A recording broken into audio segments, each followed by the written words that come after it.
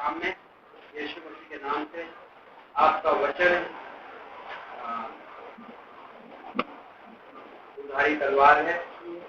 आपका वचन बहुत शक्तिशाली है। आपका वचन जीवित है। हम इंसानों के ब्रेन बहुत छोटे हैं, तो इस वचन को अपनी ताकत में समझ सकें। आपने हमें अपने अंदर अपना आत्मा दिया है और आपने हमारे इंसानी आत्मा को जिंदा किया है और आप हमसे बातें करते हो। आज की शाम उसी अभिषेक का प्रकटीकरण देखना चाहते हैं जो हमने कई बार बार देखा है। आइए आप मुझसे बातें करिए, आप हमें अपने वचन के छात्र बनाइए। यीशु मसीह के नाम से मांगते हैं, आमीन। ओके, तो देखो यहाँ पे न्यू मिस्टर अजय हैं। ओके, अजय का स्वागत। संजय सिंह जी का स्वागत। तो आज की शाम हम पवित्र आत्मा के बारे में बात कर रहे हैं। ये पिछली क्लास का कंटिन्यूएशन है।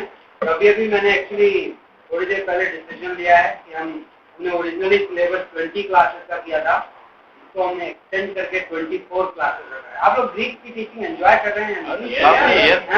यदि कर रहे हैं तो फिर 4 क्लास एक्सटेंड की जाती है। एंड कैनेथ भी इसमें इनफ मटेरियल है कि हम कई नई चीजें कवर कर सकते। ओके, तो 24 क्लासेस तो हमारे क्रिसमस ब्रेक के लिए बिल्कुल राइट मोमेंट रहेगा। फर्स्ट वीक ऑफ दिसंबर में क्लास खत्म होगी क्रिसमस ब्रेक के लिए, एंड होल दिसंबर आप इवेंजलिज्म, क्रिसमस इवेंट, हॉलीडेज में बिजी रह सकते हैं जिसका जैसा इच्छा हो। तो एंड देन हम जनवरी में रिज्यूम करेंगे। क्लास के एंड में भी मैं वोटिंग कराऊंगा नेक्स्ट क्लास हमें क्या चाहिए। ओके, तो मेरे पास कुछ ऑप्शंस हैं but I have to balance it out. तो मैं ट्यूसडे इवनिंग को टफेस्ट क्लासेस पढ़ा रहा हूँ। दैट इज चैलेंज ये है कि शुद्ध मैं कोई एक आसान क्लास पढ़ाऊँ, एक नेक्स्ट टफ क्लास है Old Testament prophet, right, Isaiah to Malachi, जिसको वो पढ़ने में इंटरेस्ट है। But I think we will हम स्टडी करेंगे बहुत इंटरेस्टिंग तरीके से, एंजॉय करेंगे। परमेश्वर का वचन जीवित है और शक्तिशाली है और दुधारी तलवार है। ओके, तो पिछले हफ्ते हमने बहुत ज्यादा कवर नहीं किया। पवित्र आत्मा की सेवकाई देख रहे हैं। फिर से मैं भूमिका दे देता हूँ क्योंकि यहाँ पर कुछ न्यू लोग प्रेजेंट हैं। पिछले हफ्ते अमेजिंग हमारे बीच में विजिटर था, राइट, आनंद। एंड होपफुली आनंद आजकल में काठमांडू पहुंच रहा होगा। संडे को उसने हाफ हेयर कट ले रखी थी, राइट, दैट वाज अमेजिंग। या उसके ट्यूसडे नाइट उसके बाल यहाँ तक थे, संडे को उसके बाल यहाँ तक थे। एंड होपफुली नेक्स्ट टाइम आप मिलेंगे उससे बिकॉज यीशु मसीह वो काम करता है, right. It was the work of Christ, it's the work of solvation. हमारे को उसके बालों में और कोई इंटरेस्ट नहीं एक्सेप्ट दैट कि उसके बाल माला निकाल ली थी, नॉर्मल हो गया था, आराधना कर रहा था और उसने उस टेस्टिमनी में बोला मुझे मेरा गुरु मिल गया, है ना। That is amazing, right. तो last class purposely little slow thing, because मैं भूमिका देना चाहता था, आज भी मैं दे रहा हूँ वेरी ब्रीफली। यीशु मसीह हमारे पापों के लिए मरा, राइट। यीशु मसीह हमारे पापों के लिए सूली पर जान दिया, राइट। हमें से कई ज्यादातर लोगों ने इस सच्चाई को कबूल किया, right. We have accepted that Jesus Christ died for our sins on the cross. क्यों किया उसने ऐसा? अपने प्रेम की वजह से, राइट। वो हमसे प्रेम करता है, लव्स अस। क्यों वो हमसे प्रेम करता है? क्यों? क्योंकि वो हमारा रचनाकार परमेश्वर, वो हमारा पिता है, right. He is our God, he is our father, he is our creator. And then वो 3 दिन बाद मरे हुए में से जिंदा हुआ, correct. He rose after 3 days. And then क्या हुआ? वो स्वर्ग में बैठा है। और उसने एक वादा किया। What was his promise? Come back वगैरह तो बात की बात। Like right now it makes a difference. If you believe in me, यदि तुम मुझ पर विश्वास करोगे, right? What will happen? अनंत जीवन, तुम्हारा नया जन्म होगा। You will be born again. पाप धुल जाएंगे, राइट। तुम परमेश्वर के संतान बनाओ, you will be children of God.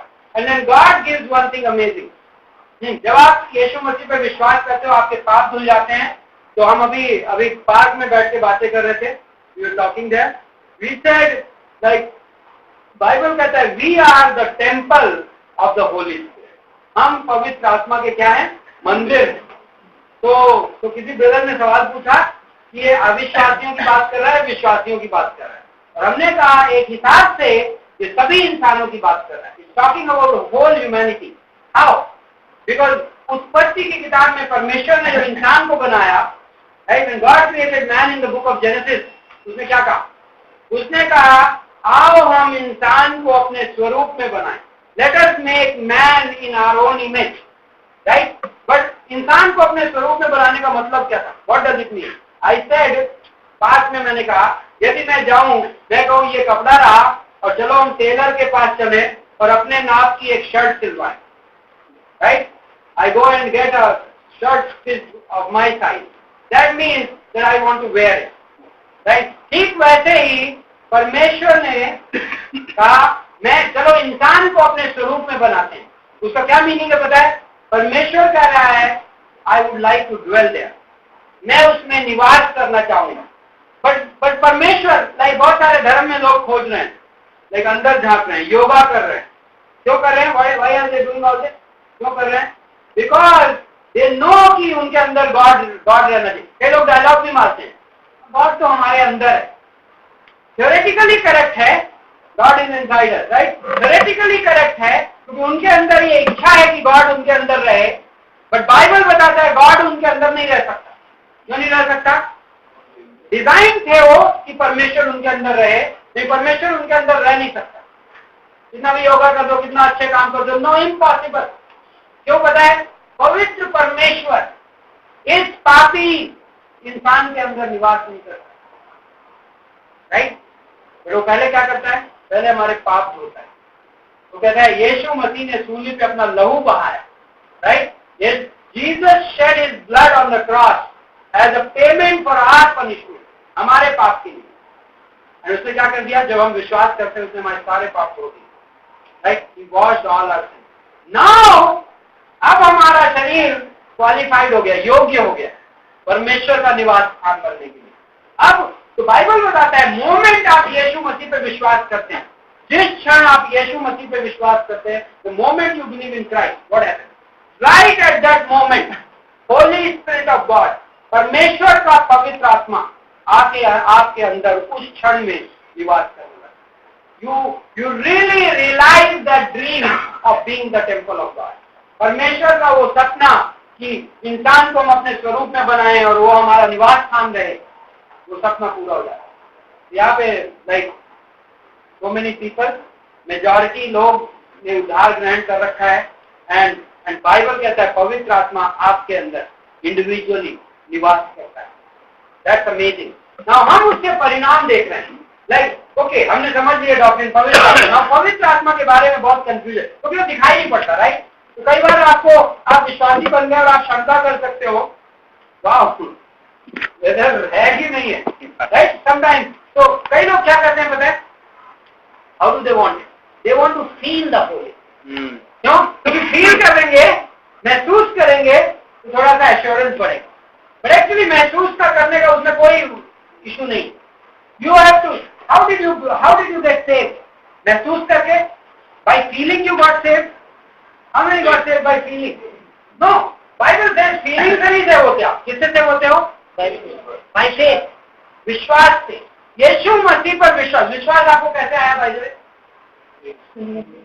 वचन के विश्वास सुनने से आता है, वचन के सुनने। किसी ने आपको बाइबल में से बताया कि यीशु मसीह इसलिए आया? Somebody told you, preached you from the word of God and you believe, right? So how do you? तो फिर ये तो पवित्र आत्मा को फिर फीलिंग से क्यों लेने का, राइट? आपने उद्धार कैसे ग्रहण किया? विश्वास।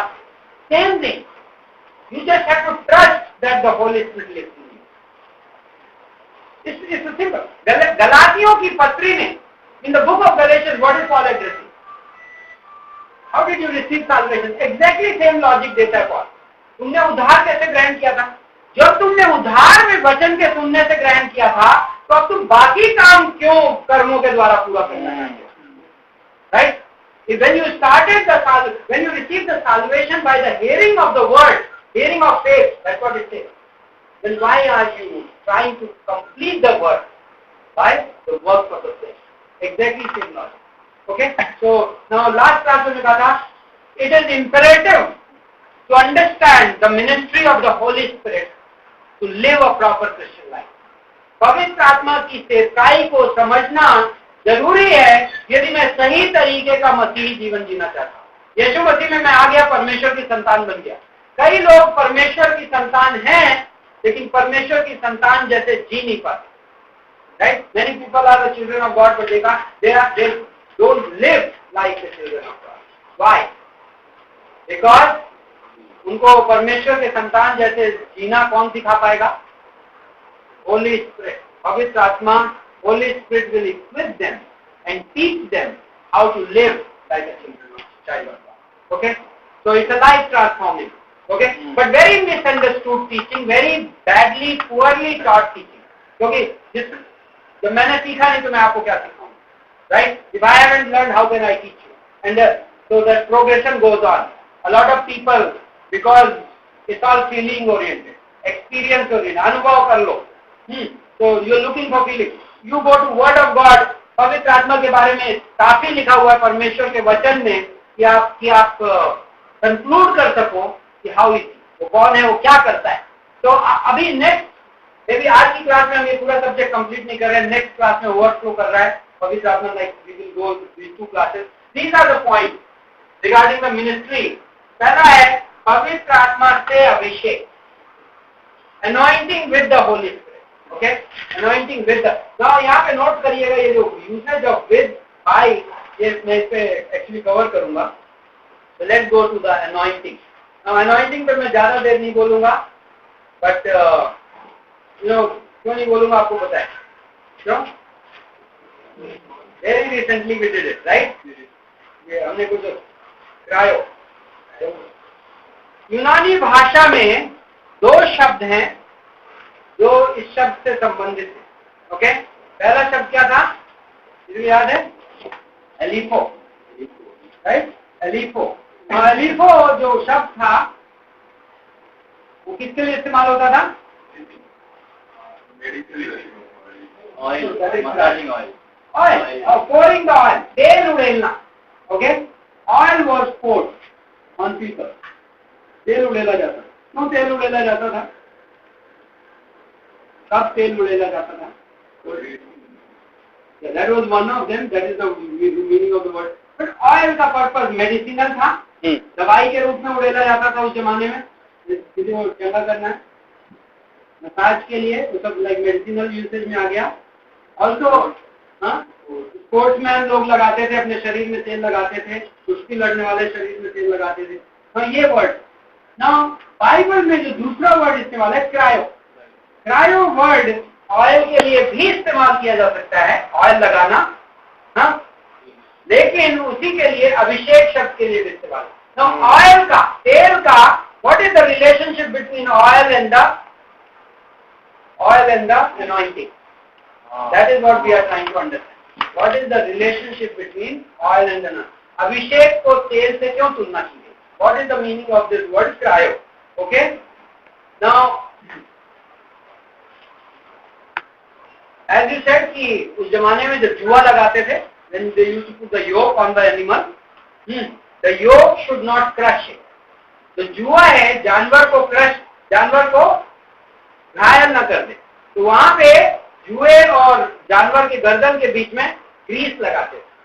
जो क्रायो वर्ड था, जो अनॉइंटिंग अभिषेक के लिए इस्तेमाल है, दैट क्रायो वर्ड यूनानी भाषा में उसी काम के लिए इस्तेमाल होता है. Greasing of the animal, grazing of the neck of the animal under the yoke. जुए के नीचे जानवर के गर्दन में ग्रीस लगाना. उससे क्या होगा? नुकसान से बचेगा. वो फंक्शन फुलफिल कर पाएगा, वो अपना काम कर पाएगा. नहीं तो उसके काम में क्या होगा? अड़ंगा लगेगा. What will happen if he did not have the grease? He will not be able to finish the work. He will not be able to take the load. He will be halfway. आधे रास्ते में वो जानवर थक जाएगा. Same तस्वीर है. Now, as a Christian, एक यीशु मसीह पर विश्वास करने वाले के तौर पे, परमेश्वर की संतान होने के तौर पे, परमेश्वर ने आपकी जिंदगी में मकसद रखे, right? God has called you because you are a child of God, right? You have, like Ephesians 2:10, इफिसियों का 2:10 क्या बोलता है? परमेश्वर ने जगत की रचना से पहले हमारे लिए कुछ कार्य तैयार किए। God has prepared before the foundation of the world. God has prepared some good works for us. Right? How will we do it? It's a God-sized work. पर like छोटा आदमी काम देगा तो छोटा काम होगा, बड़ा आदमी काम देगा तो बड़ा काम होगा, right? So परमेश्वर ने दिया है काम, तो obviously it must be a like amazing work. But उसको मैं पूरा कैसे करूँगा? I need anointing. मुझे क्या चाहिए? मेरे कंधे पे, यीशु मसीह ने कहा मत्ती के 11:29 में, यीशु मसीह ने कहा ये बोझ से दबे हुए लोगों, ये थके हुए लोगों, मेरे पास आओ, मैं तुम्हें विश्राम दूंगा। I don't need to repeat in English, right? So and then verse 29 में कहता है मेरा जुआ अपने ऊपर ले लो, right? How does it? Oh, all who are weary and heavy laden, come unto me all who are weary and heavy laden, I will give you rest, and take my yoke upon you. And my yoke is easy and my burden is light. मेरा जुआ आसान है और मेरा बोझ हल्का है। वाह! तो यीशु मसीह कहता है ना, जुआ आप यदि जानते हो, what is this yoke thing? बैलगाड़ी देखी होगी आपने, राइट? बैलगाड़ी या हल देखा होगा, क्या होता है? जानवर के गर्दन पे लगाते, that's how, and बांध देते, okay? You tie it to the neck of the animal. It's a now figuratively, सांकेतिक भाषा में योग क्या रिप्रेजेंट करता है? जुआ क्या चीज? क्या? बोझ, गुलामी, राइट? दिस वाज द योग। लाइक आप बोलो मेरे कंधे पे मेरे जुआ डाल रखा है, योग कर दिया है। What does that mean? मैं गुलाम में हूं, मैं दबा हुआ हूं, मैं बोझ में हूं। एंड यीशु मसीह बोल रहा है माय योग इज इजी, मेरा जुआ क्या है? सहज, हल्का है, सहज। कैसे हो सकता है? हाउ कैन इट बी जुआ एंड इजी? जुआ और सहज या योग and easy, how can it be? Anointing. परमेश्वर पवित्र आत्मा के द्वारा मुझे क्या करता है? अभिषेक करता है। तो क्या few things regarding this. Acts 10:38, प्रेरितों का काम 10:38। I want lot of people to read Bible today. प्रेरितों का काम 10:38 जोर की आवाज में, कैमरा जिससे माइक कैप्चर करे, क्योंकि माइक मेरे नजदीक है। You have to be loud enough. 38 परमेश्वर ने कि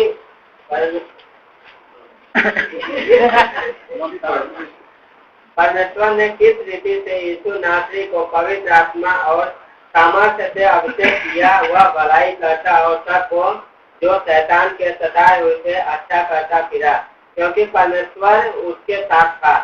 okay, English. Oh God, anointed Jesus of Nazareth with the Holy Spirit and with power, who went about doing good and healing all that were oppressed of the devil, and God was with him. तो यीशु मसीह का जब description है कि वो बड़ी ताकत के साथ लाइक बड़े अच्छे अच्छे काम कर रहा था, दुष्टात्माएं दूर भगा रहा था, right? He was doing good work, he was like healing them from demonic activities. उसका प्रीसीड क्या किया? परमेश्वर ने उसे अभिषेक दिया। तो what you realise from that word? Even Jesus को पिता परमेश्वर का काम पूरा करने के लिए क्या चीज की आवश्यकता थी? अभिषेक की आवश्यकता थी। He needed the anointing to do those work. God anointed him, right? That is amazing, na? Now, Greek language में, यूनानी भाषा में, यहाँ पे इंस्ट्रूमेंटल केस, इंस्ट्रूमेंटल को हम हिंदी में क्या बोलते हैं? करण कारक, करण कारक। ओके, नाउ करण कारक कब इस्तेमाल किया जाता है? Instrumental case when instrument is big, औजार की बात कर रहा हूं। What is the mean by which a work is accomplished? तो यीशु मसीह जो काम कर रहा है वो किसके द्वारा किया जा रहा है? मतलब उसका औजार क्या है? What is the equipment which he uses? That's the anointing. अभिषेक कौन सा है? किस केस में है? Anointing is in instrumental. Now, sentence is in active voice. कर्तवाच्य में। What does that mean? Who anoints whom? कौन किसको अभिषेक करता है?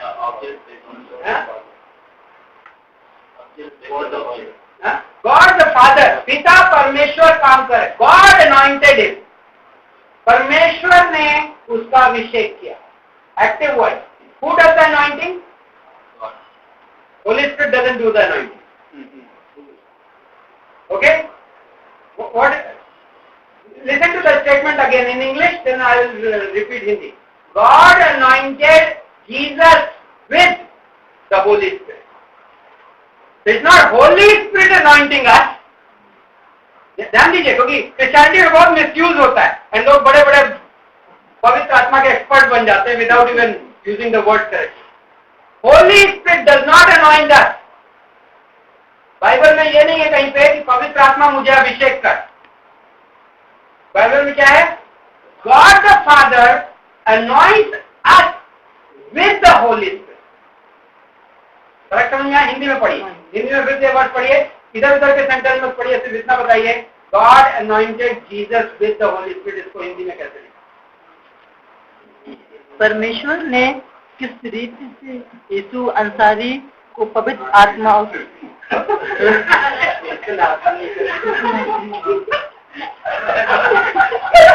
That was too much.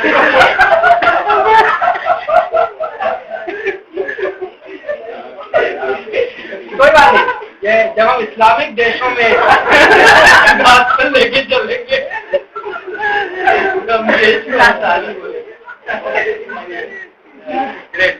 I think पवित्र आत्मा को पता है कि हमें इस वक्त लाइट हार्टेड होने की जरूरत।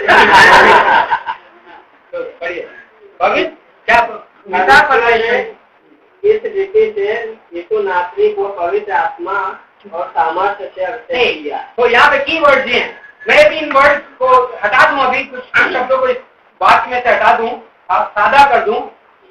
पिता परमेश्वर ने यीशु को पवित्र आत्मा से अभिषेक किया। करने वाला कौन है? Who is the agent of doing it? पिता, गॉड द फादर। पिता परमेश्वर कर रहा है, ठीक है। किसको अभिषेक कर रहा है? जीसस को। एंड यदि हम वही चीज हमारे ऊपर अप्लाई करें तो विश्वासी को। और जो औजार यूज किया जा रहा है, राइट, हेयर ऑयल, मॉर्निंग में आज आपने hair oil use, that is anointing, that is पवित्र आत्मा, ना कि पवित्र आत्मा हमें अभिषेक कर रहा है। ओके, तो let's move a little further. यशाया 61:1, यशाया 61:1 पढ़िए। एंड लूका 4:18 में, लूका 4:18 पढ़िए, जस्ट शॉर्ट में एक part. Luke 4:18, Jesus Christ quoted this verse, okay, right in the beginning of his ministry. जब उसकी सेवकाई शुरू हो रही थी, पहला मैसेज जो यीशु ने प्रीच किया वो ये था, प्रभु का आत्मा मुझ पर है, इसलिए कि उसने कंगालों को सुसमाचार सुनाने के लिए मेरा अभिषेक किया। अच्छा ठीक है, ओके, बड़ी कंगाल, मेरा अभिषेक किया, मेरा अभिषेक किया है। आत्मा मेरे ऊपर है, यीशु मसीह बोल रहा है, परमेश्वर का आत्मा मेरे ऊपर है क्योंकि उसने मुझे ब्लैंक अभिषेक किया है। अगेन, कौन किसका अभिषेक कर रहा है? पिता परमेश्वर अभिषेक कर रहा है, right. God the father is anointing it.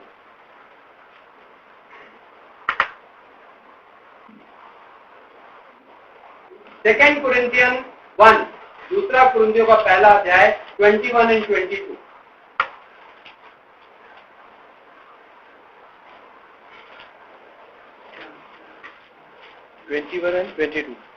क्योंकि परमेश्वर की जितनी प्रतिज्ञाएं हैं वे सब ही में हाँ के साथ है।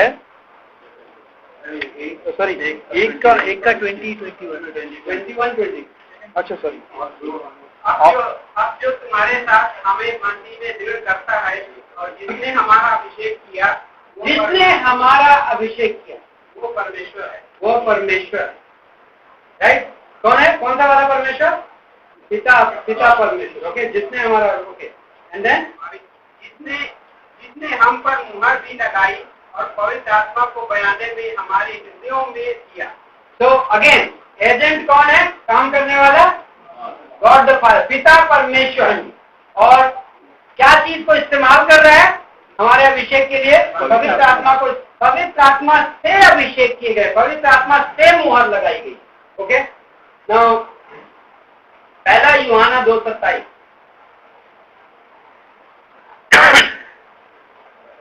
1 John 2:27। पहले 20 पढ़िए, then 27। But you have been anointed by the Holy One, and you all have knowledge. 27। But the anointing that you receive from Him abides in you, and you have no need that anyone should teach you. But as His anointing teaches you about everything, and is true, and is no lie, just as He has taught you, abide in Him. Now, notice, जब believer के बारे में अभिषेक की बात चल रही, हिंदी में नहीं पढ़ा क्या हमने? परंतु तुम्हारा अभिषेक तो उस पवित्र से हुआ है और तुम सब जानते हो।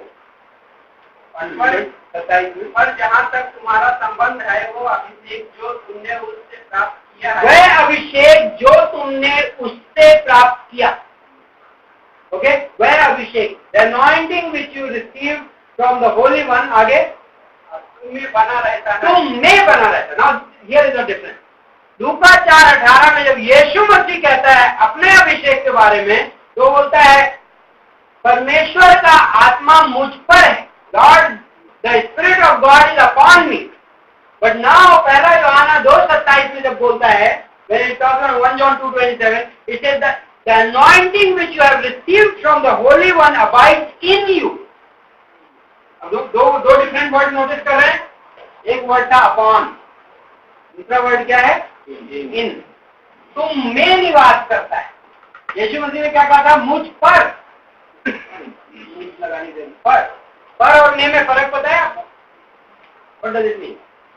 पर like in the old testament, पुराने नियम में जब आप पवित्र आत्मा का जिक्र सुनते हो, when you hear about the Holy Spirit in the Old Testament, he came upon people often, right? तो लोगों पर आता था। अपॉन मीन्स फ्रॉम आउटसाइड, बाहर से काम करता। बट जब मैं आ गया मीन्स व्हाट? अंदर से काम करना। दोनों में फर्क है, right? The work which is going on from inside. So even in Jesus case, यीशु मसीह के भी केस में जो अभिषेक आया था वो कैसा था? ऊपर से था। क्यों? कबूतर के समान उसका उतरा ऊपर से था। करेक्ट, बट मैं क्वेश्चन ये पूछ रहा हूँ कि ऐसा क्या है कि यीशु मसीह को ऊपर से मिला था और हमें अंदर से मिला?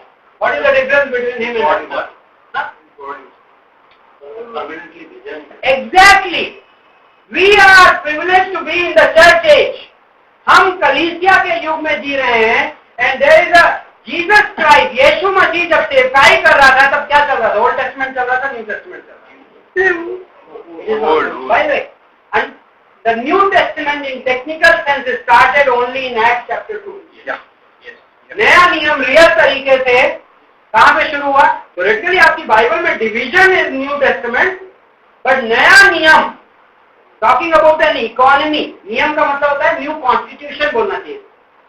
ओल्ड कॉन्स्टिट्यूशन, न्यू कॉन्स्टिट्यूशन, नया पुराना संविधान, नया संविधान। When did the constitution change? After the cross and resurrection and the coming of the Holy Spirit. जब यीशु मसीह सूली पे मर गया, मरे हुए से जिंदा हो गया और पवित्र आत्मा भेजा गया, तब कॉन्स्टिट्यूशन बना। जो कहाँ पे हुआ? Acts chapter 2, प्रेरितों का 2, right? That is where this economy changed from here to here. Anointing पहले बाहर से होती थी, अब कैसे होती है? अंदर से होती है। Now abide word तुमने बना रहता है, it abides in you. What does the word abide mean? Any idea? Permanent. Stay. It's going to stay. Like permanent. हमेशा के लिए, right? You समझ रहे हैं आप? Like पहले क्या था? Permanent. It came upon. So जब सॉल को पवित्र आत्मा छोड़ के चला गया, you see it in the Old Testament, right? Many occasions, not like क्योंकि सेम सैमसन को आप कई बार सुनते हो, आत्मा उसको मूव करता था। सिमसोन को आत्मा क्या करता था? हिलाता था। Again it's an outside work. पर न्यू टेस्टमेंट अनॉइंटिंग, नए नियम का अभिषेक कैसा है? इट अबाइड्स इन, तुम में क्या होता है? तुम में बना रहता है। और if it has to abide in me, then it cannot be, number one, दो चीजें नहीं हो सकती हो अनॉइंटिंग में। पहली चीज, it cannot be something which I receive somewhere in the middle of my Christian walk. मैं अपनी मसीही जीवन के मध्य में कहीं पाऊं, असंभव ना, because it abides in me in the first day of my salvation, it abides me in the last day of my salvation. वो अभिषेक मुझ में कब कब बना रहता है? If it is abiding, then it is permanently resident, right? पूरी तरीके से स्थायी है। So that means from the day one of my salvation, मेरे उद्धार के पहले दिन से मेरे रैप्चर के दिन तक या मौत के दिन तक अभिषेक मुझ में बना रहता है।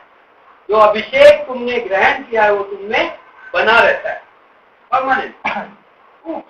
So you don't have to pray for getting anointing. What is, तो आपकी जो प्रार्थना है वो अभिषेक पाने के लिए नहीं है, right? To manifest the anointing which you already have. That is your prayer. Like yes, to give Jesus control. कि मैं आत्मा को अपना नियंत्रण दूं कि जो अंदर बसा हुआ है उसको दिखा पाए, right? He can reveal what he has already put in me. अभिषेक मुझ में है. So, okay, I have more words. So, first John 14:17, John 14:17, economy change. Economy change की वर्ड है, कॉन्स्टिट्यूशन डे, संविधान बनना. John 14:17.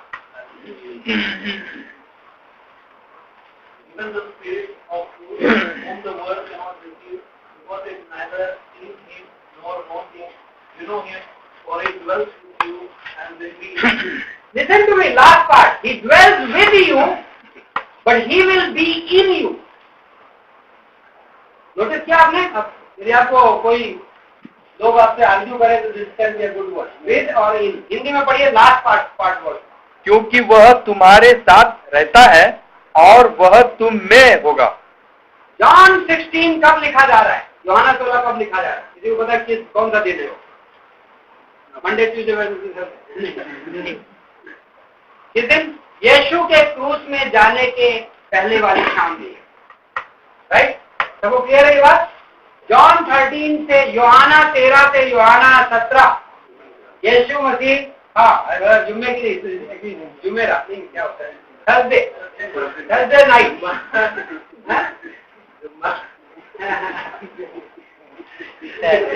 कुछ लोग लगता है हिंदी फिल्मों से हमें क्लास में स्पिरिचुअल रखना है। ओके, एनीवे, तो डिड यू हियर वो क्या बोला यीशु मसीह ने? वह कहाँ क्या बोला था? वह हिंदी में वह तुम्हारे साथ, वह तुम्हारे साथ रहता है। एज ऑफ नाउ, करंटली किससे बोल रहा है? डिसाइपल से। वह तुम्हारे साथ रहता है। फिर क्या बोलेगा? वह तुम में होगा। भविष्य में टाइम आ रहा है जब वो क्या हो जाएगा? तुम में हो जाएगा। He abides with you, but in future he will be in you. There is a change of economy. Wow. So then, now what was nature of anointing has changed. अभिषेक का ओल्ड टेस्टमेंट और new testament के बीच में अभिषेक का तरीका बदल गया, लेकिन मकसद वही। What used to be the purpose of anointing in the Old Testament? अभिषेक का मकसद क्या था वो पुराने नियम में? Yes, and which was the common roles जो दिए जाते थे इसमें anointing? याजक, है ना, नबी, राजा, okay, priest, prophet and king. जब राजा को अपनी गद्दी संभालनी होती थी तो उसको तेल से अभिषेक करते थे। इशू क्या था? मतलब क्या था उसका?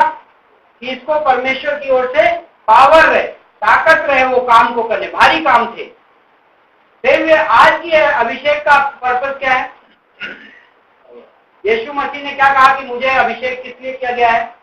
कि मैं सुसमाचार सुना सकूं। And I may preach the good news to those who are broken hearted and those who are in captive, जो गुलामी में मैं उनको आजाद कर सकूं। तो पर्पस क्या है अभिषेक का? कि मैं ताकत परमेश्वर से। But फर्क क्या है?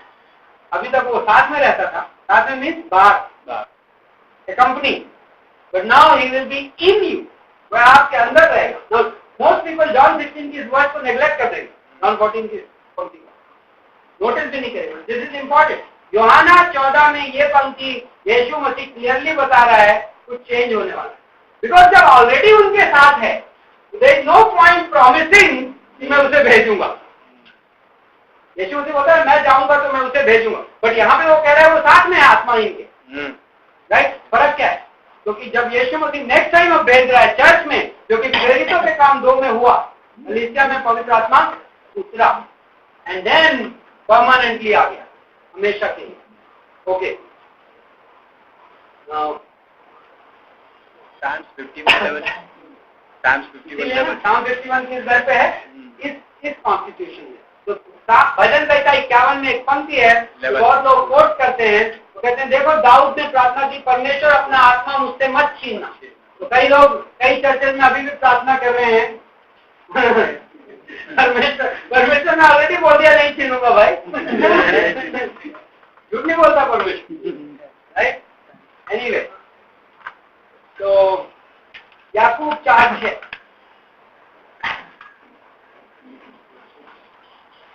4:5 James 4:5, that's a very good word. Do you think that the scripture says in James the Spirit that dwelleth in us lusted not in me? Yes, really, yes, that's good word. फिर से पढ़ो, थोड़ा सा compose हो। Do you think that the scripture says in James the Spirit that dwelleth in us lusted in me? That's completely different in here. Yeah, you also read. This is New American Version. Although I think that scripture speaks no purpose, he jealously desires the spirit which he has made to dwell in us. Okay, this is also off. क्या तुम सोचते हो कि पवित्र आत्मा व्यर्थ ही या वैसा है? उस आत्मा को जिसे परमेश्वर ने हमारे भीतर निवास करने के लिए बनाया है, क्या वो उसकी बड़ी इच्छा से कामना नहीं करता? पास्टर जी 4:6 है। 4-5 Or do you suppose it is to no purpose that the scripture says he yearns jealously over the spirit that he has made to dwell in us? Very तो यहाँ पे जाके ग्रीक, यहाँ पे जो ट्रांसलेटर्स हैं उनके बाउंसर गई। क्योंकि everybody says something which sometimes it seems meaningless, so he gives a very good explanation. पहला वर्ड जो नोटिस करना है, spirit who dwells in you, dwell word, okay, आत्मा जो तुम में निवास करता है। Now you can not use this word if you go and live in a hotel, right? आप नासिक में जाओगे छुट्टी मनाने, जाके होटल में कमरा बुक करोगे, you cannot say I dwell in this hotel. मैं इस होटल में निवास करता हूँ, बोलेगा क्या? No. It has to be my house. ये मेरा घर है जिसमें मैं निवास करता हूँ। होटल में जाके मैं रह सकता हूँ, पर निवास नहीं कर सकता। I cannot dwell there. I can stay there, but I cannot dwell there. Right? So the spirit who dwells in you, that is number 1. आत्मा जो तुम्हारे अंदर क्या करता है? हम आत्मा का निवास स्थान बन चुके हैं। कई लोग आत्मा को यहाँ फॉरनर ट्रीट करते हैं। लेकिन आपके घर में, आपके पास बड़ा घर है, कोई मेहमान आया है,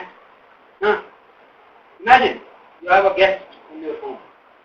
You don't even notice the guest. What will he feel? क्या लगेगा उसे? क्या महसूस होगा? आपने उसको ध्यान ही नहीं दिया मेहमान। 3 दिन से ये feel I am not welcome here, this is not my home. Of course पवित्र आत्मा उस टाइप का गेस्ट नहीं है, वो स्टिल लगा रहता है। And this what the next part of the word is saying, okay, he lusted to envy, वो जल कर लालसा करता है, ईर्ष्या करके लालसा करता है ना। अमेजिंग, God being jealous, परमेश्वर जलता है।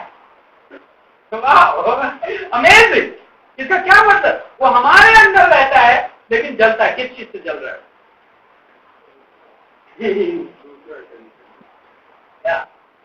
या आई मीन एक हस्बैंड की वाइफ या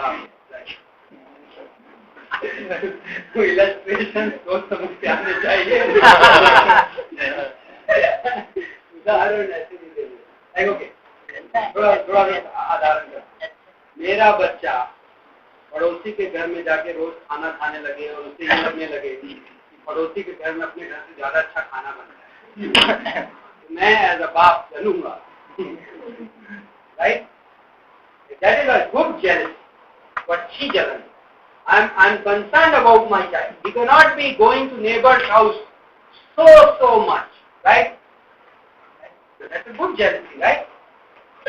Paulus बोलता है 2 Corinthians 11 में, क्या? Anybody know that word? I don't want to turn there right now. मैं तुम्हारे लिए जलन रखता हूँ। आप बोलता है गॉडली जलती, भक्ति भरी जलन रखता हूँ। पॉल अपने कॉन्ग्रीगेशन के लिए बोलता है क्या मैं जलता हूं तुम्हारे लिए। भाई what is I am a jealous God. Exodus 20 में 11:20 में परमेश्वर बोलता है मूर्तियों की उपासना मत करो, अपने लिए तुम ना जानवर के आकार के ना आदमी के आकार के किसी तरीके की कुछ मत बनाओ और उनकी आराधना मत करो, क्योंकि मैं तुम्हारा परमेश्वर, जलने वाला परमेश्वर हूं। गॉड क्यों जलेगा? मेरे माँ बाप, जब मैं यीशु मसीह में आया और मुझे पहले भी मूर्ति पूजा में कोई इंटरेस्ट नहीं। मैं हिंदू परिवार में पैदा हुआ था, 28 साल जिया, मैं करीब 17-18 साल की नहीं 21-20 साल की उम्र में मैं नास्तिक बन गया। मैंने कहा मूर्ति उर्ति तो ऐसे भी अपनी नहीं है, ये पूरा ढोंग ढकोसला है। अपनी सोच, हर आदमी के पास आजादी है, राइट? लेकिन जब मैं यीशु मसीह में आ गया, जब मैं मसीह पे विश्वास करने लगा, उन चीजों से तो मतलब बिल्कुल कहीं कोई इंटरेस्ट ही नहीं रहेगा, था ही नहीं, तो बिल्कुल। तो कहने का मतलब क्या है? परमेश्वर कह रहा है यदि मैं तुम्हारा परमेश्वर हूं, तुम किसी और को परमेश्वर कहोगे तो ऑब्वियसली मैं जलूंगा। करेक्ट? कुछ चीजें दुनिया में एक ही होती है, लाइक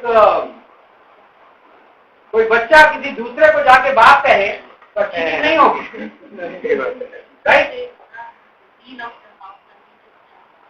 या यीशु मसीह ने कहा जब वो अपने पिता के भवन में गया और उसने देखा कि लोग व्यापार कर रहे थे, वहां धर्म ढोंग ढकोसला कर रहे थे, उसने उठाया और टेबले पलट, टेबले कोड़े बनाए उसने। लोग कहते हैं यीशु मसीह कितना नरम दिल है, दयालु है, सब बढ़िया, लेकिन यीशु मसीह को आपको गुस्से में देखना है? यस, यीशु मसीह गुस्सा भी करता है, वो कहानी वो गुस्से में आपको नर्क नहीं डालेगा। यदि आप यीशु मसीह पे विश्वास किए और आपके पाप क्षमा हुए हैं, तो गुस्से में आपको नर्क में नहीं डालेगा। पर ये मत सोचिए गुस्से में आपको डांट नहीं पड़ेगी, 2-4 फटके नहीं पड़ेंगे। यदि आप उल्टे रास्ते जा रहे हो तो चूंकि वो आपका पिता है, यीशु मसीह ने कहा मेरे पिता के भवन की जलन ने, की धुन ने, कई बाइबल में धुन है, ने मुझे खा लिया है। तो इतना वो अपने जोश का जिक्र कर रहा है। He is describing his passion for his father's house. Because it is written, my father's house shall be called the house of prayer for all nations. क्योंकि मेरे पिता का भवन सारे देशों के, सारी जातियों के लिए प्रार्थना का भवन कहलाएगा। और इसलिए यीशु मसीह को हजम नहीं हुआ कि लोग वहां पे व्यापार कर रहे हैं, राइट? तो जलन, राइट काइंड ऑफ एनवी। तो यहाँ पे याकूब 4:5 में, जेम्स 4:5 में, स्पिरिट इज एनवी, आत्मा एनवी कर रहा है, तुम्हारे अंदर ड्वेल करता है, एनवी करता है, जलन करता है। किस चीज?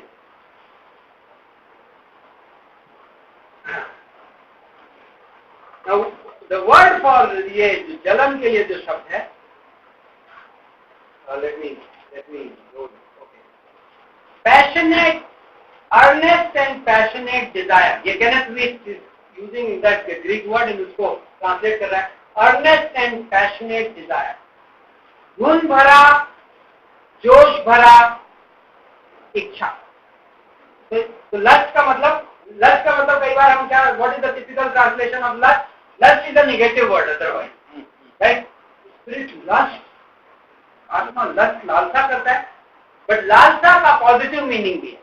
लालसा मीन्स इंटेंस डिजायर, बहुत क्या, जोर से उसकी इच्छा है, उसकी तीव्र इच्छा, तीव्र चाहत है, right? That is how that word means. To the point of envy. Like he's having a passionate desire for what? Now, I will give you the meaning right from the Kenneth Wheat. Holy Spirit is envious of any control which the fallen nature in us will desire outside allowing Holy Spirit control his thoughts, words and deeds. नहीं होगा। जब एक विश्वासी अपने शब्दों को, अपने विचारों को, अपने कामों को किसी और के नियंत्रण में आने देता है, अपने पापी स्वभाव के नियंत्रण में आने देता है, बजाय पवित्र आत्मा के नियंत्रण में जाने के, तो पवित्र आत्मा वहां बैठ के क्या करता है? अरे पवित्र आत्मा gentleman, God is a gentleman. Gentleman क्या होता है? परमेश्वर लाइक आप अपने दोस्त को अपने घर में खाने पे ले जाना चाहते हैं, राइट? तो यदि आपको चलो मेरे घर चलो, नहीं आना चाहते, you want to take your friend home for dinner, he doesn't want to come, तो क्या आप उसको जबरदस्ती कॉलर पकड़ के घर ले जाओगे? You have to come, right? Sometimes we say you have to come, please, you have to come, आना पड़ेगा। But having said everything, you can't like, you're a gentleman, right? Gentleman क्या होता है? You will let him make the choice. आप उसको चुनने देंगे, right? Same way God, परमेश्वर वैसा है। That's how salvation सिर्फ faith के द्वारा है। उद्धार कैसे है? विश्वास के। क्यों? विश्वास में परमेश्वर इंसान को चुनने का मौका दे रहा है। God is a gentleman God. Imagine जिन धर्मों में आप ये कह रहे हो कि बच्चा पैदा होगा तो उसी धर्म का। मैं तो पॉलिटिकल इशू ना रेज कर। Imagine what you are doing. You are forcing that child. लोग बोलते हैं क्रिश्चियन कन्वर्ट करते, क्रिश्चियन नहीं कन्वर्ट करते, आपका धर्म लोगों को कन्वर्ट कर रहा है। आपको किसने इजाजत दी कि वो बच्चा जो पैदा हो रहा है आप धर्म परिवर्तन कर रहे हो? क्यों? तो परमेश्वर जेंटल, परमेश्वर इंसान को चुनने का मौका देता है। सेम वे पवित्र आत्मा जब आपके अंदर है और आप गलत कर रहे हो और आपने धुन बना रखी कि आप अपने पापी स्वभाव में जियोगे, या उस थॉट्स आपके विचारों को किसको दोगे? किसी और के नियंत्रण में दोगे। पवित्र आत्मा वहां बैठा है आपकी जिंदगी में नियंत्रण करना चाहता है। वो कहता है मेरे को दे अपनी लाइफ कंट्रोल में, मैं तुझे दिखाऊंगा लाइफ तेरी कैसी चलती है, तेरे विचारों को, तेरे कार्यों को, तेरी सोच को मुझे दे, मेरे पास ला। पवित्र आत्मा बैठा हुआ है। हम क्या करते हैं? राइट। एंड वो क्या करता है बैठ के?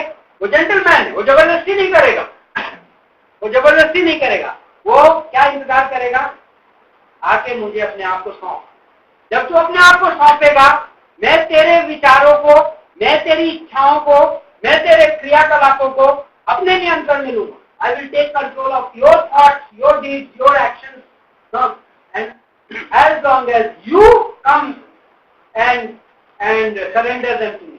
But if you don't, and तू संसार को दे देगा, लालच को दे देगा, उसके परिणाम भयंकर हैं। He knows that you are going to suffer. पता है तुम जो बोओगे काटोगे लास्ट में। लेकिन वो क्या करेगा? वही बैठ के इंतजार करता है। जैसे जब बच्चे बड़े होने लगते हैं 14 साल और 17 साल, और जब बाहर फुटबॉल फील्ड में और 4-4 घंटे पे चोट लगा के आते हैं, मदर बैठ के घर में रो रही है, राइट? कराया नहीं। क्यों?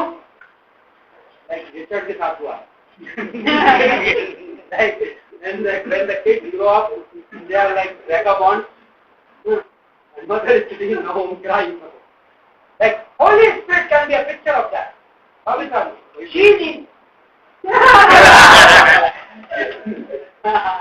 This week I met your mom. Richard ki mother is amazing. Prayer warrior. She cried like so amazing. Just talking to her. The baate karte hai.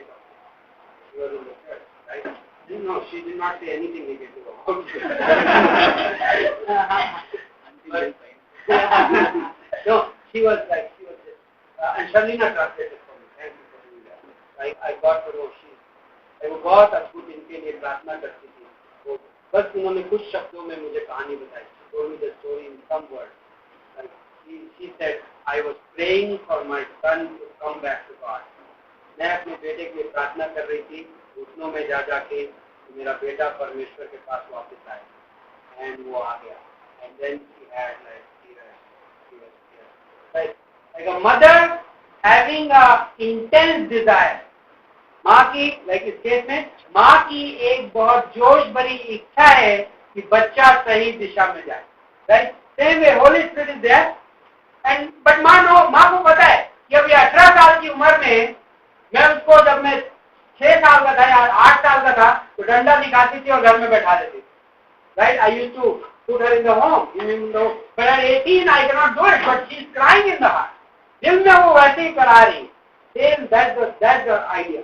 Holy Spirit is lusting, right? Intensely lusting, वो अंदर लालसा कर रहा है. The Spirit who dwells in you, okay? So that is it. Now this is finally the definition, anointing. Anointing की definition English में मैं बोलता हूँ, anointing with the Spirit. मैं स्लोली दे रहा हूँ, जिससे इफ यू वांट आपके टेक्निकली उसके लिए, anointing with the Spirit is the act of God the Father. Is the act of God the Father causing the Holy Spirit to take up his permanent residence in the believer.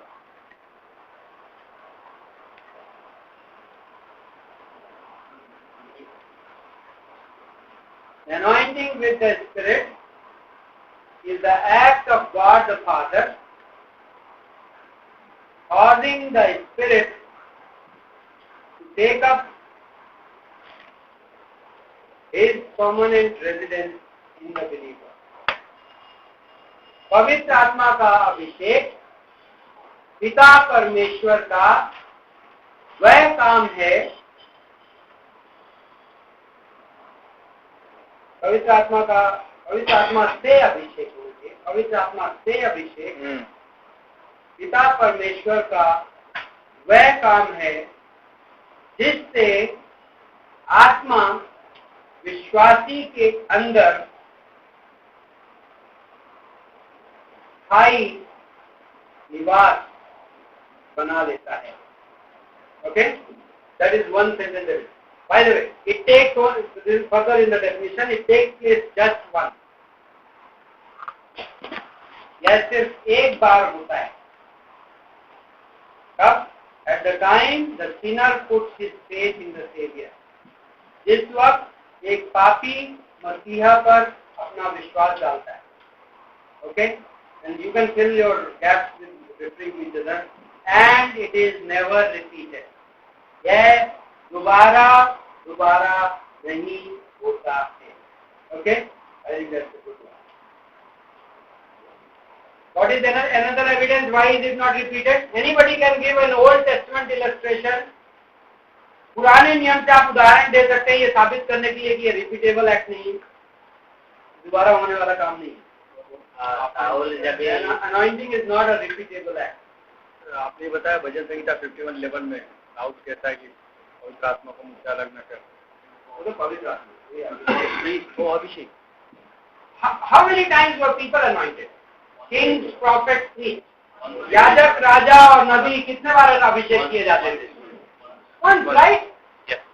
Once, like exceptions है कुछ cases में, but normally once. Then a king is selected, एक बार अभिषेक होता है. ऐसा नहीं कि हर साल अभिषेक कर लेंगे. No. Abhishek was a one-time activity even in the Old Testament.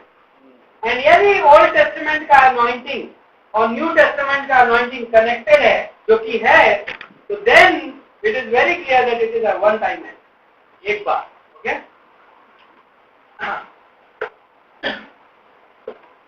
Okay, very quick some sentences. Anointing is potential in nature. अभिषेक जो है क्षमता देता है. Now, अभिषेक का होना गारंटी नहीं करता कि आप पवित्र आत्मा की ताकत में जिएंगे बिकॉज आपके अंदर अभिषेक है. It is potential in nature. Potential का मतलब it gives you a potential. Use करना नहीं करना आपके हाथ में, राइट? या इट इज अ पोटेंशियल, क्षमता देता है. It does not guarantee that spirit will work. Anointing का होना इस बात का दावा नहीं है कि आप आत्मा के काम में जिएंगे, राइट? एफिकेसी का दावा नहीं. It is not a guarantee of efficacy, effectiveness, प्रभावशालिता का दावा नहीं. क्यों? Because if you don't let the spirit work he will not work. आत्मा को आप काम नहीं करने दोगे अपने अंदर, बोला ओके करो मजे करो, कम बैक लेकर, बाद में आना, मैं करा रहा हूं तुम्हारे लिए लेकिन मैं इंटरफेयर नहीं करूंगा। अमेजिंग। पवित्र आत्मा को किससे तुलना की गई पता है? डब, कबूतरी। कबूतरी बहुत सेंसिटिव होती है, आप आसानी से उसको उड़ा सकते हो, डिस्टर्ब कर सकते हो, राइट? तो okay, the word okay dwell पे फिर से जाता है chemistry. I think that's a very good word. वो बोलता है the Holi Spirit should feel at home in a believer. पवित्र आत्मा को एक विश्वासी के अंदर क्या होना चाहिए? घर घर जैसा महसूस होना चाहिए। He should feel at home. तो आपका बिहेवियर ऐसा होना चाहिए कि पवित्र आत्मा एट होम फील करे। अमेजिंग ना? Good thought. तो a lot of times मेरी लाइफ स्टाइल ऐसी हो सकती है कि Holi spirit may not be feeling at home. So even though I am his home, मैं उसका निवास स्थान हूँ, लेकिन उसको निवास जैसा लग नहीं रहा है। Imagine if you live in a home which looks like a धर्मशाला। कल्पना करिए ऐसे घर में रहना जो like really have you ever lived single life में? कई बार कई लोगों में रहे होंगे, हम लोग ऐसा लगता था कि ट्रेन के डब्बे में रेलवे कंपार्टमेंट में। Have your room ever looked like a railway compartment? Imagine, and then you suddenly discover कि घर भी एक चीज होती है। And then you start missing home. Then you say, I cannot live the way I had lived. पहले मैं जैसे हॉस्टल में रहता था, अब मैं दोबारा कभी वैसा नहीं रहता। Right? You can, as a married man, you can long for your freedom. एक शादीशुदा आदमी के तौर पे आप अपनी आजादी तलाश सकते हो, but never the bachelor accommodation. Right? अपना वो बैचलर रहने की जगह नहीं खोजोगे। You will still say, wife morning में ब्रेकफास्ट बनाने और बर्तन धोने जरूर आ जाए। I want to be on a week holiday, but I still want my wife to be around. Not all the time. Okay, change the topic. जी convict हो रहे हैं। मेरी पत्नी ये क्लास वॉच नहीं कर रही, मैं फ्रीडम में।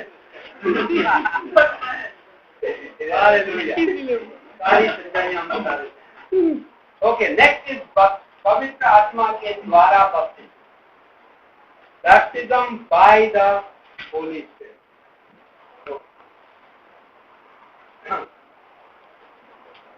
What is baptism?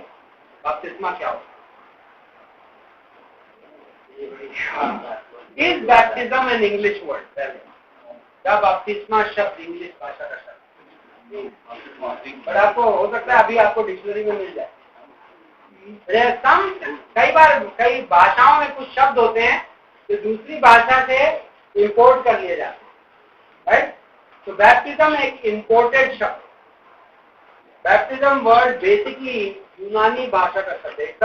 The word itself is a Greek language word called baptizo. Okay? Baptizo word से बैप्टिज्म बन गया, हिंदी में बपतिस्मा बन गया, राइट? तो हिंदी में उसका कोई रेलिवेंस नहीं until you understand ग्रीक में बैप्टिजो का क्या मतलब है। It doesn't carry any. बोलता है दो तरीके के मीनिंग है बैप्टिजो शब्द के। पहला मीनिंग है सेरेमोनियल इन नेचर, दूसरा मीनिंग है मैकेनिकल इन नेचर। सेरेमोनियल मतलब रिवाज संबंधित, बपतिस्मा एक रिवाज है, एक रिलीजियस एक्टिविटी। दूसरा मैकेनिकल, मैकेनिकल मतलब मशीनी। फर्क बताऊंगा। मशीनी, मशीन होती ना। Now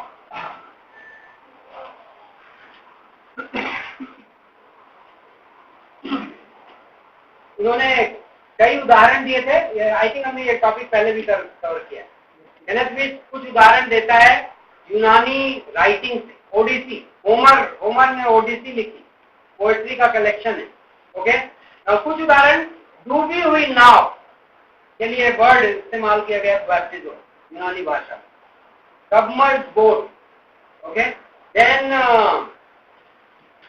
but another usage is a person who, like आप हिंदी में कई बार बोलते हो कर्ज में डूबा हुआ, राइट, कर्ज में डूबा हुआ. So what is the difference? कर्ज में डूबा हुआ और डूबी हुई नाव मैकेनिकल यूसेज है that. So here Dumna is producing some impact. What is the ceremonial use? Ceremonial use and mechanical use में क्या फर्क? एक रिवाज वाला इस्तेमाल. What is the difference between ceremonial use and the mechanical use? When you do something ceremonially, जब आप कोई चीज रिवाज के तौर पे करते हो, it does not carry any immediate impact. उसका कोई फर्क नहीं होता. Do you know ceremony जो रीति रिवाज होते हैं उससे कुछ like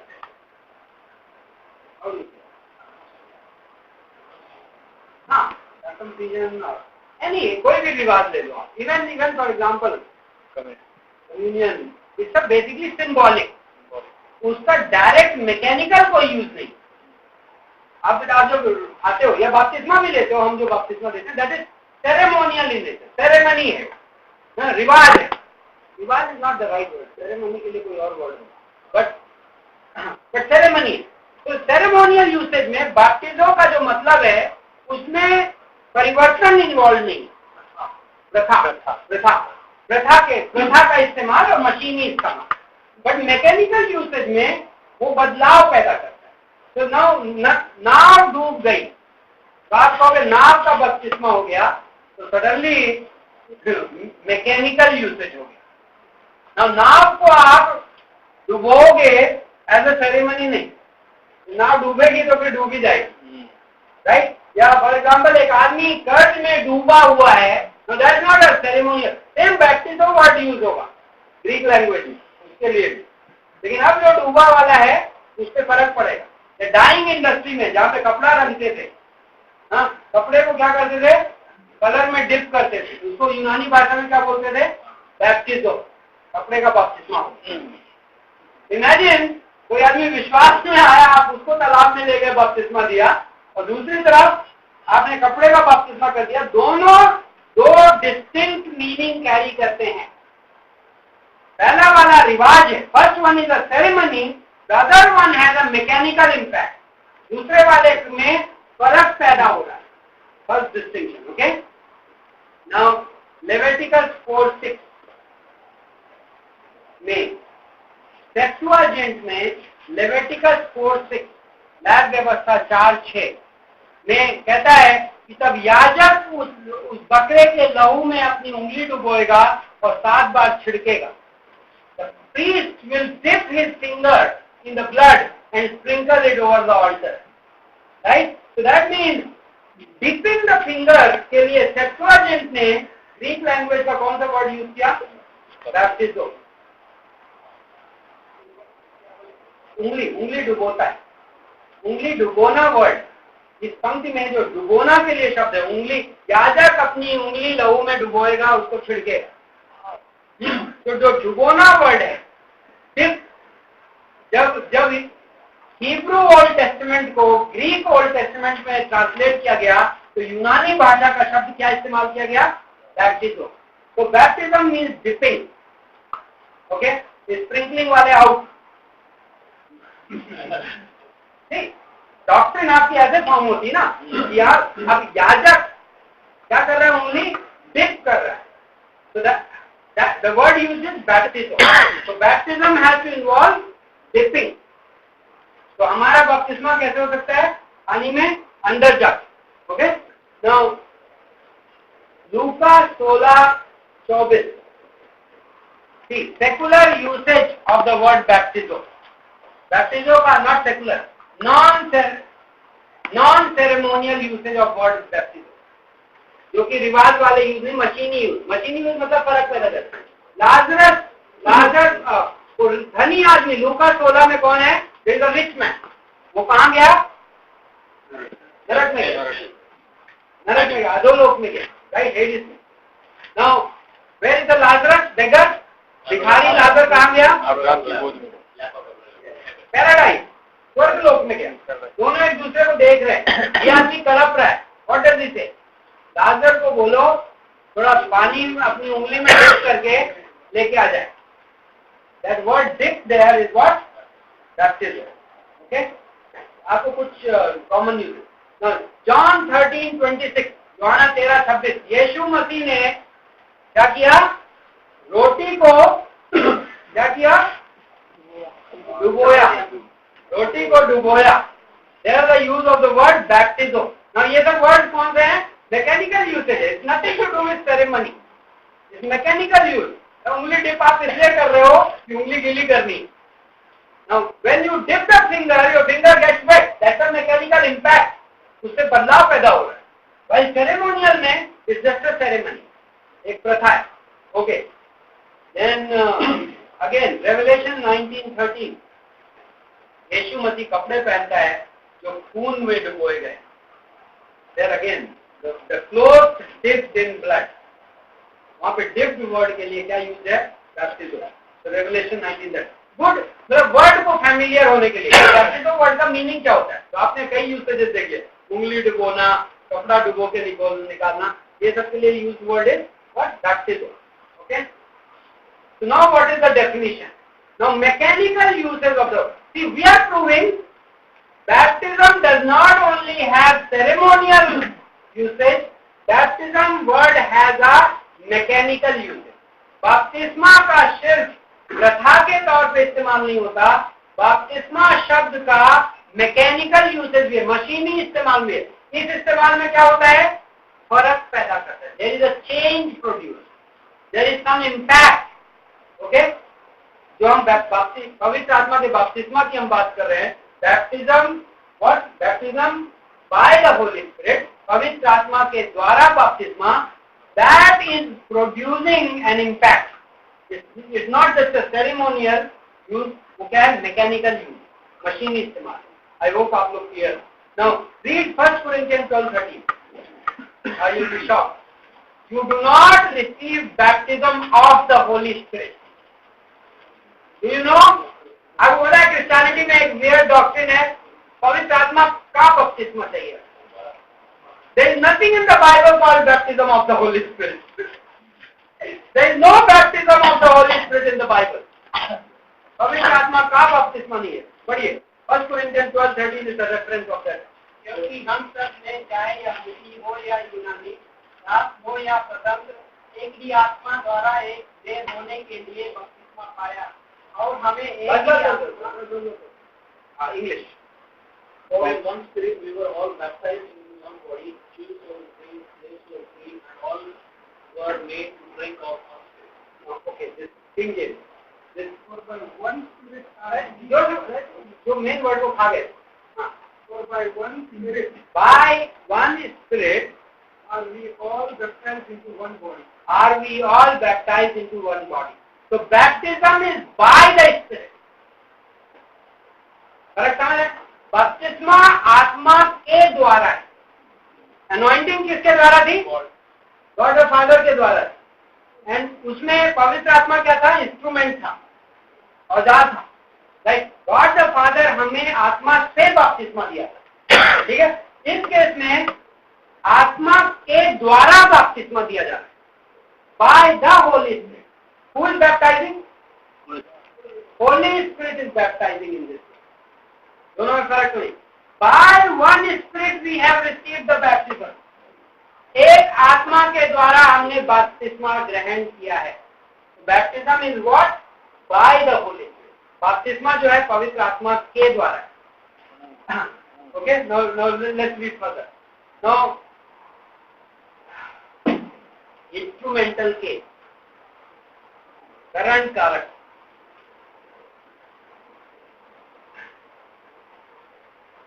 मैं पूरी ग्रामर आपको नहीं बताऊंगा, नहीं तो मेरा। Okay, now let us go to the definition. Baptism का मतलब क्या होता है? मैकेनिकल मीनिंग क्या होती है? What is the mechanical meaning of the word baptism? Because now remember, जो आत्मा का बपतिस्मा इस वर्ड में जो है आत्मा का, मैं खुद ही गलत वर्ड यूज कर, आत्मा के द्वारा जो बपतिस्मा है, baptism by the Holi spirit जो है, अकॉर्डिंग टू 1 कुरिन्थियों का 12:13, उसके अनुसार क्या हुआ, परिणाम क्या हुआ उसमें? What is the result of that? Is there in that verse? All the members of the one body, though they are No, many. no. Whether Greek Jews or Greek, whether slaves or free, Now, we are all made you are not reading the verse. one body. The first one, into one body. With the beginning the verse. For by one Spirit we are all baptized into one body. We are baptized into one body. So that means, मैं था इधर. I was this one man, unbeliever. मैं अविश्वासी था. Okay? ये यीशु मसीह की देह है. Okay? I'll make it.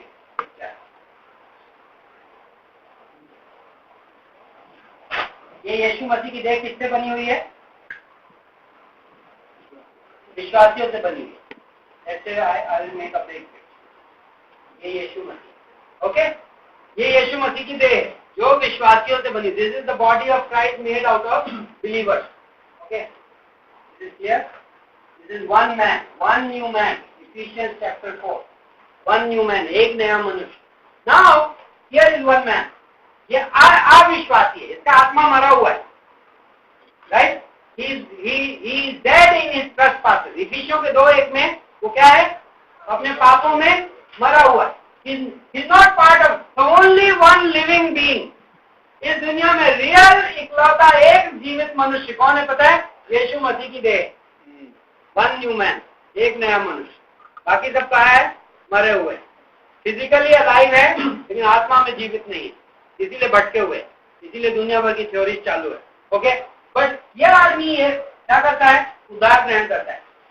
यीशु मसीह, मैं आपको ग्रहण करता हूँ. इस आदमी के साथ क्या होता है? आत्मा इसके अंदर आता है. ओके, निवास स्थान बना देता है. एंड देन ये आत्मा इसको ले जाके कहाँ जोड़ देता है? इस देह में जोड़ देता है. He joins him into the body of Christ. This is the act of baptism. What is baptism of the Holy Spirit? Verse क्या बोल रही है? Verse is very clear. Christian philosophy is not clear. जो कहानी सुना रहे लोग वो क्लियर नहीं. वर्ड अपने आप में बड़ी क्लियर है. Joined into one body. बपतिस्मा के द्वारा, आत्मा के बपतिस्मा के द्वारा हम एक देह में जोड़ दिए गए हैं. By the baptism of the Holy Spirit we have been joined into one body. कोई confusion? कोई confusion. Now come to mechanical use. How do you define? Does it apply? Baptism में ये होना चाहिए. What was baptism का meaning? Dipping. What kind of dipping? I will give you the definition. यूनानी शब्द बैप्टिजो का परिभाषा हम पहले देते हैं, न्यूट्रल परिभाषा, देन उसको इस पे अप्लाई करें. परिभाषा है इंट्रोडक्शन और प्लेसिंग ऑफ अ पर्सन और a thing into a new environment. किसी भी व्यक्ति या वस्तु का एक नए वातावरण में ले जाया जाना. तो ये पानी है. ओके, ये समुंदर है. जब तक नाव ऊपर थी तो अलग वातावरण था. राइट? नाव डूब के यहाँ पहुंच गई, वातावरण बदल गया, अलग वातावरण में डाल दिया आपने. करेक्ट? एंड सो और into a union with something else so as to alter its condition or its relationship with its previous environment. एक किसी वस्तु या व्यक्ति को एक वातावरण से, एक एनवायरनमेंट से दूसरे एनवायरनमेंट में ट्रांसफर कर देना, जिसकी वजह से उसके ऊपर प्रभाव पैदा होगा और उसका पिछले एनवायरनमेंट से जो संबंध है वो बदल जाएगा. This is how what happens. Now, whether that baptizo परिभाषा, now let's say उस baptizo की परिभाषा को you put it into dipping. I'm dipping my finger into water. मैं अपनी उंगली को पानी में डालता हूँ. Does it apply? क्या परिभाषा अप्लाई करता है? Yes. When my finger goes into water, it becomes wet. Relationship is changed. पहले it was dry, it was wet. पहले सूखी थी, अब गीली हो गई. Right? Same way. Now यहाँ से यहाँ गई, डूब गई. Same way, this is what it is saying. By the baptism of the Holy Spirit, आत्मा के द्वारा बपतिस्मा हम कर दिए गए. किसमें? हम मसीह की देह में डुबो दिए गए. The environment has been changed, therefore relationship has been changed. वातावरण बदल दिया गया. हम पहले कहाँ थे? बाहर थे. हम उसका हिस्सा नहीं थे. हम भटके हुए थे. हम क्या कर दिए गए? आत्मा आया, हमने उद्धार कर, हमें पता भी नहीं, इमेजिन हमें पता भी नहीं कि क्या चल रहा है हमारी लाइफ। हमने तो क्या किया, एक साधारण सा यीशु मसीह को प्रार्थना की, हमने कहा थैंक यू जीसस हमारे लिए मरने के लिए और हमारे पाप की सजा माफ करने के लिए, और मैं आपको कबूल करता हूँ, मैं आप पे विश्वास करता हूँ। यू डोंट नो, आपको नहीं पता, आत्मा अंदर आपके रहने आ गया और उसने क्या कर दिया, आत्मा ने आपको छोड़ दिया। आनंद को, आनंद भारती पिछले हफ्ते जो ट्यूजडे को याद आ, जब आप संडे को आराधना करते देख रहे थे, आई डोंट नो कितने लोगों ने नोटिस किया, उसको किसी ने ये नहीं सिखाया कि आराधना कैसे करनी है। Nobody taught him how to worship, right? But he was worshiping. It was an amazing testimony. उसकी बॉडी लैंग्वेज, जब वो चर्च में लोगों से मिल रहा था, his body language was amazing. Who taught him how to behave in the church?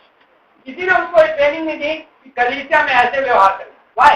He is baptized into the body. He doesn't know it.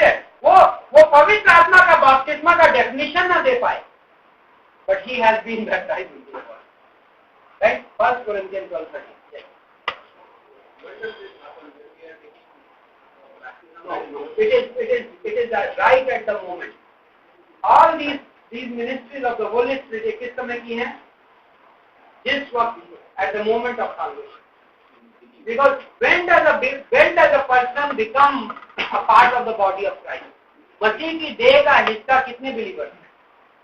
How many believers are the part of the देह? सारे, right? हम सब के सब मसीह की देह के अंग हैं. If for every believer to be, technically, for every believer to be the part of the body of Christ, this activity has to happen at the point of salvation. So then what is the need of thinking about it? That water baptism is not connected with the spirit baptism at all.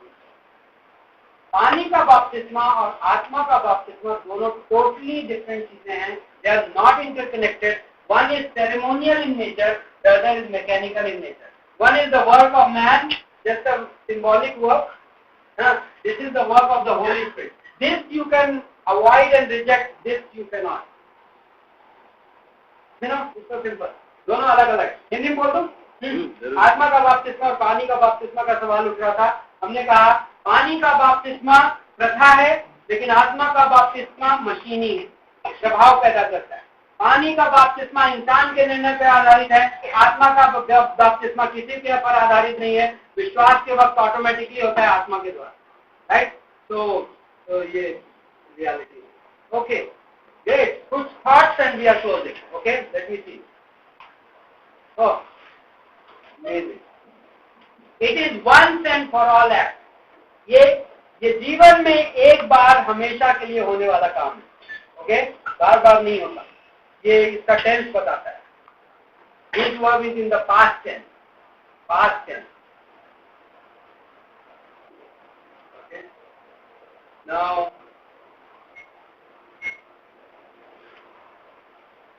आपको कुछ versus दे देता हूं मैं, जिससे आप अपना refer कर सके स्टडीज में. एक्ट चैप्टर 1 वर्स 5, प्रेरितों का काम 1:5, रोमियो का 6:3,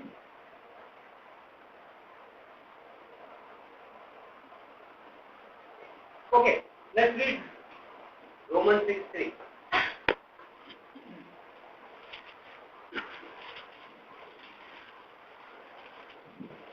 Okay, sorry, let's move on. Romeo का 6:3 आप पढ़ लीजिए, गलातियों का 3:27 पढ़ लीजिए, and refer in your notes.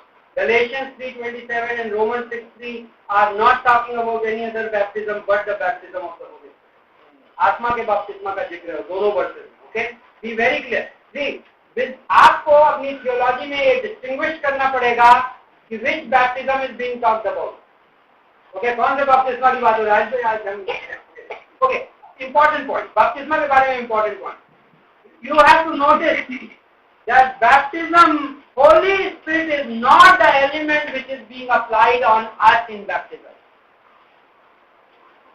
Remember in this word, Holy Spirit is not the element which is being applied on the baptism. पवित्र आत्मा वो वस्तु नहीं है जो हम पर डाली जा रही है बपतिस्मा के द्वारा. This is how most Christian doctrine is being meant. They say this is the baptism of the Holy Spirit, as if Holy Spirit आपके ऊपर डाला जाए. But वर्क कहीं नहीं है कि होली स्पिरिट आपके ऊपर डाला जाएगा। वर्ड ये तो नहीं, होली स्पिरिट आपको बैप्टाइज करके मसीह की देह में जोड़ देगा। You have to be very clear. It is Holy Spirit is not the element of the baptism. Holy Spirit is the baptizer.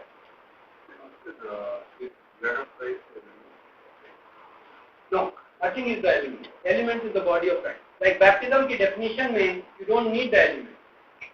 Object is the believer. He is being put into the body of Christ, right? And agent is Holy Spirit. Okay, so now there is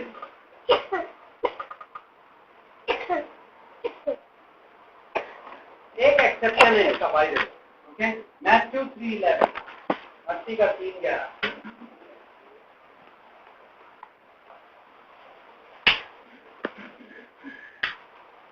I baptize you with water for repentance, but he who is coming after me is mightier than I, whose sandals I am not worthy to carry. He will baptize you with the Holy Spirit and fire.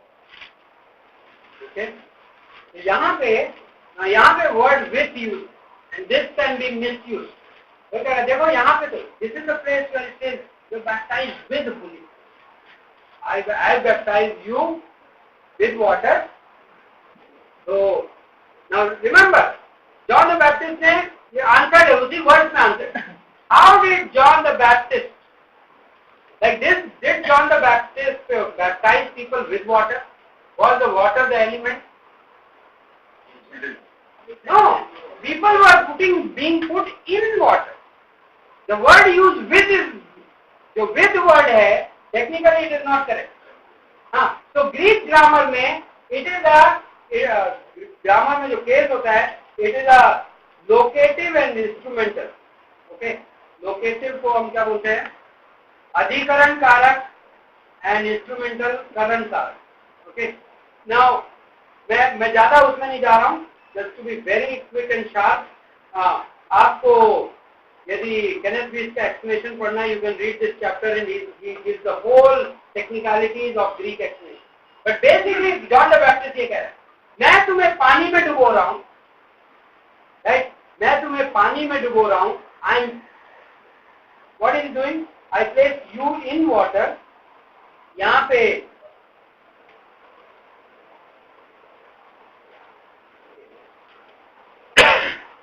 इसका conclusion में पढ़ देता हूँ। This baptism, therefore, the phrase "baptized with the Spirit" does not mean that in this baptism the Holy Spirit is applied to the believer as water is applied in the case of water baptism. In other words, there is no application of the Holy Spirit to the believer. It is not given to the believer by virtue of this baptism. Okay? So आत्मा इस बपतिस्मा के द्वारा नहीं दिया जा रहा है, आत्मा ऑलरेडी दिया जा चुका है। आत्मा बपतिस्मा दे रहा है। Okay? That is the point. Okay, this is the meaning. This is grammatically meaning. He will baptize you in the sphere of the Holy Spirit. With word का जो ग्रीक ग्रामर में ट्रांसलेशन हो जाएगा, he will baptize you in the sphere of the Holy Spirit. तो वह तुम्हें आत्मा से बपतिस्मा देगा। इसको आप हिंदी में यूनानी को दृष्टिकोण में रखते हुए ये बोल सकते हो, वह तुम्हें आत्मा के दायरे में बपतिस्मा देगा। तो what is the contrast there?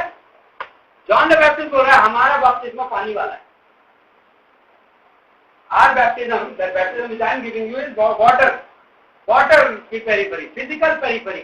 My baptism is ceremonial in nature, but you are going to get a spiritual baptism, mechanical baptism मिलने वाला। That's what it means. The sphere of work. तो जॉन बोल रहा है जो मेरा बपतिस्मा है वो तो पानी का है। What does that mean? I am only baptizing you in water, in the sphere, in the arena of the physical. My baptism is physical in nature. But जो बैप्टिज्म वो देने वाला है, that will be spiritual in nature. Okay, this is what this word will mean correctly. Grammatical grammar को ध्यान में रखते हुए, मेरा बपतिस्मा भौतिक है, लेकिन जो बपतिस्मा वो देने वाला है वो आत्मिक रहेगा। Okay, so Holy Spirit is the agent who baptizes, and then Holy Spirit is the sole agent. He is That's it. I think we have done a great thing. परमेश्वर हम धन्यवाद देते हैं। अरे आपको क्वेश्चन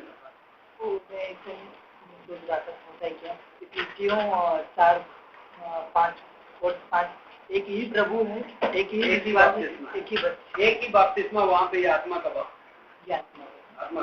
बिकॉज कई believers हैं जिन्होंने अभी तक बपतिस्मा नहीं लिया। तो इफिसियों के 4 में like one Lord, one father, one faith, one baptism, right? तो कई लोग कहते हैं ये कौन सा बैप्टिज्म है? स्पिरिट बैप्टिज्म है, वाटर बैप्टिज्म?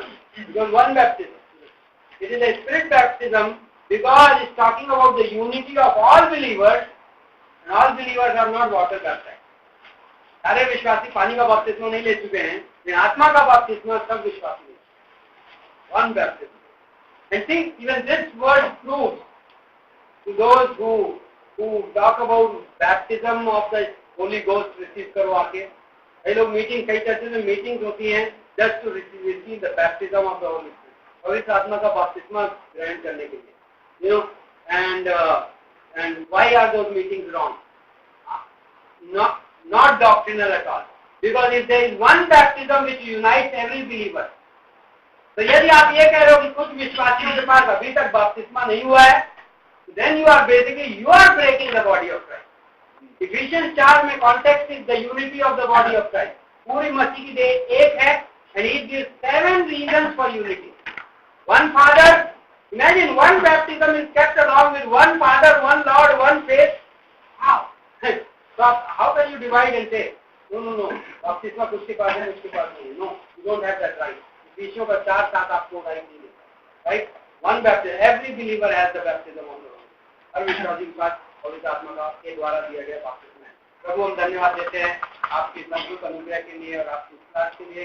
हम 10 बज चुके हैं, हम लौटेंगे, लेकिन आप हमें ये आशीष दीजिए और हम जानते हैं आप हमेशा देते हो कि हम ऐसा महसूस करें, वो तेजी, वो जोश, वो हमारे बॉडी के अंदर एनर्जी, या कि हमारे हम इन बातों में मनन करें, हमारे आप मिनिस्टर करो, हमसे बातें करो, हम आज की रात बाइबल खोलें, कल सुबह बाइबल खोलें, आप हमसे जीवित परमेश्वर जैसे आप हमेशा बात करते हो वैसे बातें करो क्योंकि हमें आपकी आवाज़ सुननी है, हमें किसी इंसान की आवाज़ नहीं सुननी है, हमें आप बढ़ा रहे हो वो अभिषेक जो तुमने ग्रहण किया है कि कोई और दैहिक मनुष्य तुम्हें ना सिखाए।